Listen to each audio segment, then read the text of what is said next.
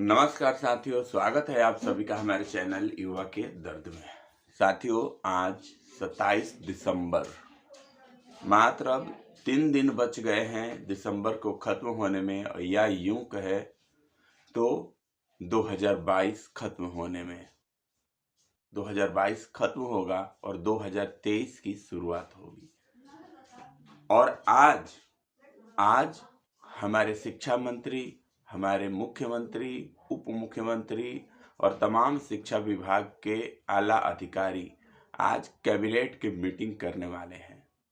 और इस कैबिनेट की मीटिंग से बिहार में जो शिक्षक अभ्यर्थी हैं, चाहे वो सीटेट उत्तीर्ण हो, बीटेट उत्तीर्ण हो, एस्टेट उत्तीर्ण हो, सबके मन में जब भी ये कोई कैबिनेट बैठक होने वाली होती है, इसका जो पत्र होता है, जारी होता है, तो युवाओं के मन में, अभ्यर्थियों के मन में एक उम्मीद सी जग जाती है कि शायद आज जो है इस कैबिनेट की बैठक में नियमावली पे, जो 7वां चरण नियोजन नियमावली है, इस नियमावली पे मुहर लग जाए।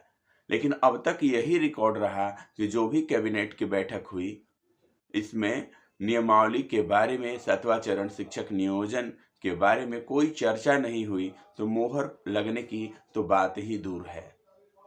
कोई ऐसा काम नहीं हुआ जो 7वां चरण नियोजन नियमावली के लिए हो या अभ्यर्थियों के लिए हो। बाकी सारे प्रस्तावों पे इनका साइन मोहर सब कुछ लग जाता है, लेकिन शिक्षा विभाग में या शिक्षक बहाली प्रक्रिया के लिए कोई प्रस्ताव या कोई नियमावली इनकी तैयार नहीं होती है। पता नहीं हमारे शिक्षा मंत्री का जो कलम है, ये कलम कहाँ से मंगाते हैं, कहाँ से मंगाएंगे। शायद लग रहा है कि ये जैसे बोलते हैं कि हम क्या शिक्षक अमेरिका पाकिस्तान से लाएंगे। शायद इनकी कलम जो है अमेरिका से आने वाली है। आते आते बहुत देर हो जाती है और इनके नियमावली पे मोहर नहीं लग पाती है। पता नहीं ये नियमावली कौन सी चीज है जो किसी भी कैबिनेट में इनकी नियमावली पे मोहर नहीं लगती। और आज भी हमें लगता है कि 27 दिसंबर में के दिन जो कैबिनेट की मीटिंग होने वाली है, इसमें नियमावली पे मोहर नहीं लगेगी, ऐसा मेरा मानना है। देखिए साथियों, मैं इसलिए कह रहा हूं कि अगर इनको नियमावली पे मोहर लगाना होता, तो जिस तरीके से हर बातें जो है शिक्षक बहाली की को लेकर के, चाहे वो झूठ हो, सच हो, जो भी हो, खबरें जो है 3-4 दिनों से अखबार में आ रही है कि 7वें चरण में 2,57,000 कुछ अभ्यर्थियों की बहाली होगी। बहाली इस प्रकार से होगी, सेंट्रलाइज होगी, ऑनलाइन होगी। सारी बातें कुछ कुछ छन के आती रही हैं, लेकिन आज तक नियमावली को लेकर के ना कोई खबर अखबार में छपी और ना किसी मंत्री ने आकर के, ना किसी विधायक ने आकर के मीडिया के सामने खुल करके बोला कि हाँ, इस तारीख को, इस तिथि को, इस महीने में नियमावली हम बिल्कुल दे देंगे। ऐसा हमें कभी सुनने को और देखने को नहीं मिला। तो कहीं ना कहीं मुझे लगता है कि नियमावली को दबा करके ये रखेंगे। आगे इनको कुछ, इनके मन में कोई षड्यंत्र पल रहा होगा जिसको ये विस्फोट करेंगे कुछ दिनों बाद। मुझे ऐसा लगता है, पता नहीं आप सभी को क्या लगता है, कैसे आप सभी इन बातों को लेते हैं, लेकिन मुझे लगता है कि अगर इनको नियमावली देना होता तो नियमावली ये इसके बारे में कुछ बोले होते जरूर कि नियमावली हम इस तारीख को देंगे। केवल ऐसे गोल गोल घुमा देना कि हाँ, दिसंबर के अंत तक, जनवरी के अंत तक, नवंबर के अंत तक, इससे नहीं होता है। ऐसे बात नहीं किया जाता है। ये बात करने के एक जो है ऊंचे ओहदे पर बैठे अधिकारी को एक गरिमामयी पद पर बैठ करके और इस तरीके से बात करना किसी अधिकारी को शोभा नहीं देता, क्योंकि उनके पास सब कुछ है, वो जानकार हैं, उनके पास जानकारी है, उन्हीं को करना है, लेकिन फिर भी वो बात में हम अभ्यर्थियों को गुमराह करते हैं। इस बात को लेकर के मैं कहता हूं कि आज भी नियमावली पे मोहर नहीं लगेगी। जब भी लगेगी 2023 की नियमावली ये कहलाएगी। 2022 की नियमावली तो ये नहीं कहलाने वाली है, क्योंकि नियमावली 2023 में आएगी, इसलिए ये 2023 की नियमावली कहलाएगी। लेकिन हम सभी को इंतजार के अलावा और कुछ नहीं मिलने वाला है। आज इंतजार तो करना ही होगा। और हाँ, लेकिन ये एक बात कहेंगे कि आशा जो है, आशा तो हर किसी को होती है। आशा आपको भी है, हमें भी है, और चाह भी है, इच्छा भी है कि आज नियमावली आ जाए और हमारा नियोजन का प्रक्रिया जो है जल्द से जल्द शुरू हो।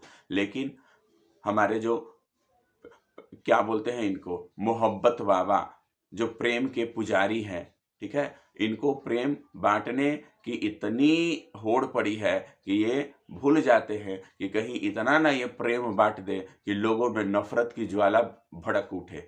और इस नफरत के ज्वाला में सबसे पहले जलेगा कौन? सबसे इस नफरत के ज्वाला में, इस नफरत की आग में सबसे पहले जलेंगे हमारे शिक्षा मंत्री मोहब्बत बाबा। क्योंकि युवाओं को इस तरह से इन्होंने त्रस्त किया है, युवाओं को इस तरह से इन्होंने छला है कि हमारे मन में इनके प्रति जितना अधिक ये प्रेम बांट रहे हैं, उतना ही अधिक नफरत हमारे मन में इनके लिए है। और इस नफरत के आग में इनको जलना ही होगा एक दिन। ये हम नहीं, बिहार के सभी युवा कह रहे हैं, क्योंकि जब से ये शिक्षा मंत्री बने हैं, हम सभी युवाओं को ये इन्होंने इतना प्रताड़ित किया, इतना प्रताड़ित शारीरिक रूप से, मानसिक रूप से, कि अब हमारे मन में इनके लिए कोई प्रेम नहीं है। भले ये घर घर जा कर के प्रेम की मिठाई बांट ले, लेकिन इनको प्रेम मिलने वाला नहीं है। और साथ ही दूसरी बात मैं कह दूं कि नियमावली तो आज मुझे नहीं लगता है कि आएगी, लेकिन इस सरकार की रवैया ऐसी है कि आज जो है, मैंने 2 दिन पहले एक खबर देखी कि हमारे बीच की ही एक सीटेट उत्तीर्ण जो है छात्रा थी, अभ्यर्थी थी, अररिया जिले की। सरकार की रवैया इतनी बेकार है कि अभ्यर्थियों का जो है आर्थिक मानसिक संतुलन बिगड़ गया है। आर्थिक रूप से कमजोर वर्ग के जो छात्र हैं, उन पे इतना ये घोर संकट ये सरकार ला दी है कि हमने देखा कि आज के 2 दिन पहले एक जो है कि अररिया जिला से लड़की आती थी, निरंतर जो है सीटेट बीटेट उत्तीर्ण साथियों के साथ आंदोलन किया करती थी, सक्रिय सदस्य में थी, और उसका जो है इतनी गरीबी हालत थी कि उसको भयानक बीमारी हो गई, और आज के 2 दिन पहले उस लड़की का निधन हो गया। तो मुझे ये कहना है कि अगर ये सरकार उस लड़की को नियुक्त कर दी रहती, तो कुछ उसे शिक्षक के रूप में काम करती, उसे पैसा मिलता, शायद उस पैसे से वो अपना इलाज करा पाती, और शायद उस लड़की की जान बच जाती। इलाज के अभाव में उस लड़की की जान चली गई। तो इसके पीछे जो है उत्तरदायी कौन है? ये सरकार। हम में से भी, हम स्टेट वालों में से भी कई वर्ग ऐसे हैं, कई लड़के ऐसे हैं जो गरीब घर से आते हैं। उन अभ्यर्थियों के बारे में ये सरकार नहीं सोचती। ये कितनी शर्म की बात है। सरकार को बिल्कुल सोचना चाहिए था, लेकिन नहीं सरकार सोचती है। अपने गद्दी पर बैठ गए तो सोचते हैं कि सारी दुनिया जो है इसी प्रकार से है। ऐसा नहीं है नीतीश जी, ऐसा नहीं है तेजस्वी जी। हम अभ्यर्थियों में बहुत से अभ्यर्थी हैं जिनकी घर की आर्थिक स्थिति नहीं बढ़िया है, वो तंगी से गुजर रहे हैं। आप उनकी स्थिति को क्यों नहीं समझते? आप क्यों जो है मोटे चदरे वाले चश्मे को पहन लिए हैं? समाज के हर वर्ग को समझिए आप, समाज में रहने वाले हर व्यक्ति को समझिए। सबकी स्थिति एक जैसी नहीं है, और सबकी स्थिति एक जैसी नहीं है तो आप उनको ससमय, छोटा बड़ा जो भी हो, जैसा भी हो, जो जिस लायक है, उनको रोजगार दीजिए। रोजगार सबके लिए जरूरी है, तभी तो अपने आप को वो सुरक्षित कर पाएंगे।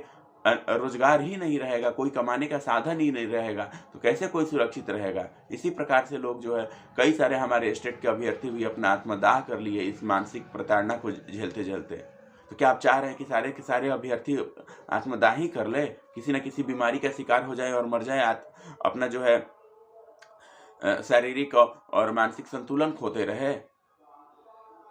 ऐसा नहीं होने वाला है। और साथियों, आपसे आग्रह है कि आप जो है एकजुट रहिए, एकजुटता, किसी के प्रति मन में कोई द्वेष ना रखिए। यही हमारे पास एक अंतिम उपाय है।